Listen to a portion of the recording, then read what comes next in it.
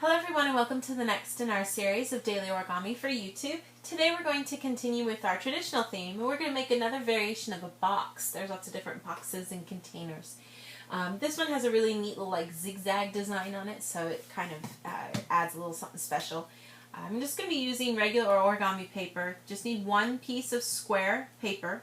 I'm using paper that's 15 by 15 centimeters, but you can certainly use any size you like depending on the size of box you'd like to have. I'll let you guys know the dimensions of everything when we're finished so that you know if you're making something for a specific sized gift, you know you've got the right size thing. I would recommend, if you can, get your hands on some paper that's at least regular origami paper that has a color on one side and white on the other. It really makes the effect look cooler because the zigzag allows for the other side to show. Now if you can also get a hold of paper that's two different colors, so like red on one side, blue on the other, that's even cooler looking. So if you can get your hands on that, that's always a nice alternative. So what we're going to do is start off here with our color side facing down. I'm just going to put some preliminary creases in my paper by folding it in half diagonally, creating a big triangle. Bring opposite ends together over here and just kind of pinch down, smooth right down to this edge, and just let it smooth out to the tips to create a big triangle. Open it up and do the same thing going the other way as well. Just kind of fold right over there, line it up, smooth it out. And then we're going to take everything and do what's called a blintz base or a zabuton base, which means you're kind of folding all the corners into the center to create what zabuton is, like a cushion actually in Japanese. So I'm just going to take each of these points and fold them into the center here. You do want to try to be a little accurate with this just because this is all going to lead to how cool your design looks for your box. Get each of these folded out.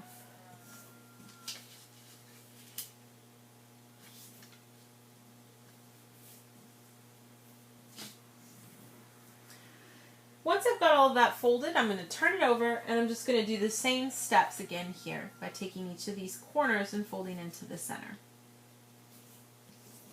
Be careful not to snag on these little pockets that are here. It's easy sometimes to catch a finger in there and then you tear all your paper, and that's always discouraging. So if you can take your time, make sure you don't do that.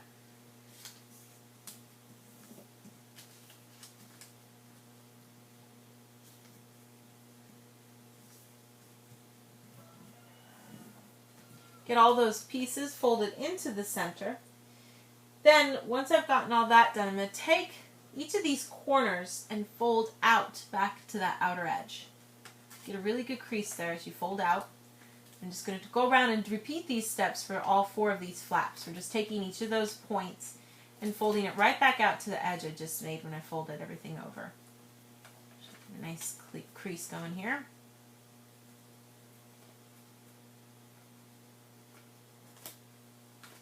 Then I'm just going to go ahead and turn everything over, and I'm going to take what you see here with these flaps, and we're going to do a pleating fold here as we kind of get all this to go.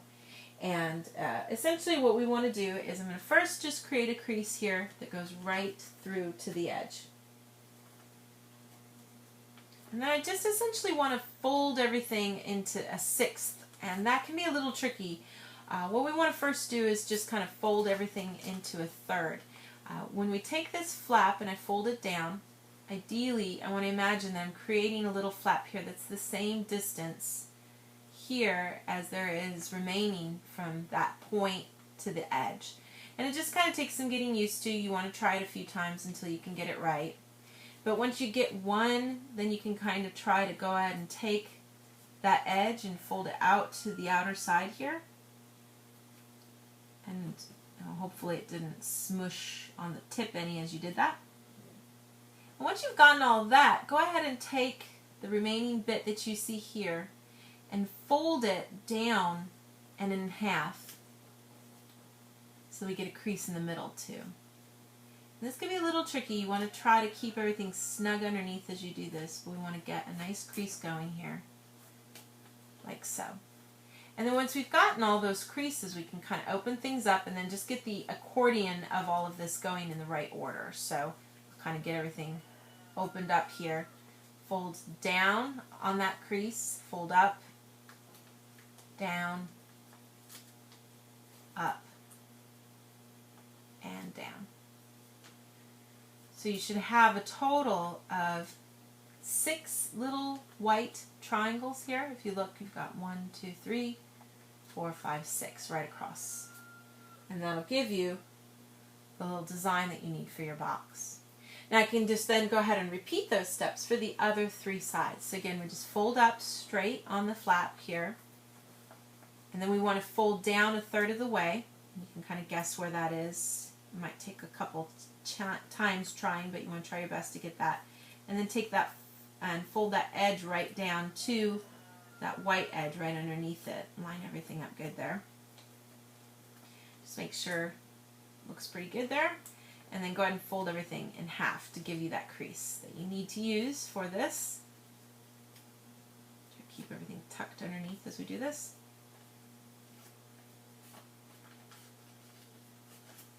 Open it up, and then just refold the accordion so that we can get this cool effect. Got the flap folded up, fold down on the first crease, up, and just keep reversing any of the creases you need to so that you can get this to go back and forth to give us our finished little kind of zigzag of design there. Just repeat those steps on these last 2 flaps. So when you're finished, you should have something that kind of looks like this. And what you basically got here are the base parts to your box down here. And what we're going to do is just take and kind of open up these sides and allow the side of this to stand up to create our box. And you can kind of approach this in a couple of ways. You can leave it sort of as a dish, if you will, by just kind of popping these sides open a little bit and sort of pulling up on the sides a little to create the sides of this container. Or you can go ahead and make it a little bit more defined. And this is sort of more of the kind of loose version of it here. But you can also take and allow these sides to completely pinch here and here, allowing this to come together, stand up, and let that edge create a nice like collar almost on the side there. I'll do this side too. Just bring it all the way together, pinch at the top even. Get this side to pinch too. And then use these little flaps to stick out. And so you've kind of created sort of a really soft crease inside this bottom part of the box. And, you know, of course, if you wanted to make that even stronger, you could, but this is sort of just the general gist of the sides. And again, even with this step, you can leave it a little softer here with the edges, or you could take what you've got here and create a really solid, really tight crease there, and even kind of pinch stuff over to create a crease on the side, if that's what you prefer. Or you can just leave it sort of like this. And that kind of gives you this neat sort of like toothed looking kind of box that you can put, you know, goodies in for different holidays and times of year. But that can kind of give you the finished effect there for our box. Now I'll tell you guys the dimensions of this so that you know if you're making something specific.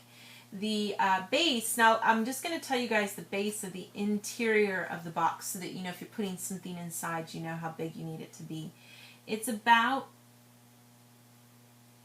3.75.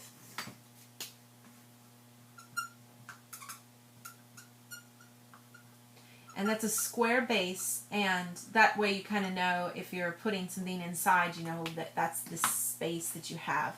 And in terms of the depth of the box, just coming up to where this little crease starts right down here, that's about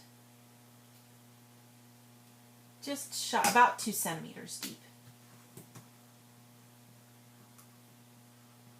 That kind of gives you an idea of the dimensions of the box, depending on how you're going to be using it for projects.